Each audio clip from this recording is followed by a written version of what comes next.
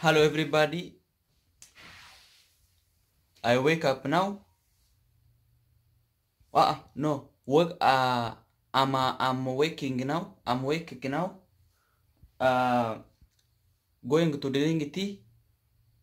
Uh, where is my tea? I put here yesterday. My tea. Where is my tea? Oh, it's here. My tea. Yes. It's very hot. My name is Rubo. I wake up now.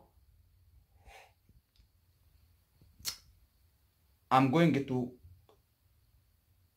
train station. Sleep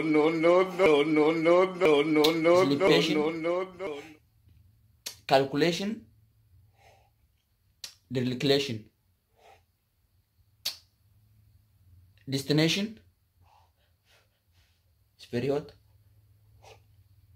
Ethiopia. No. Destination. Oromia. Number relation.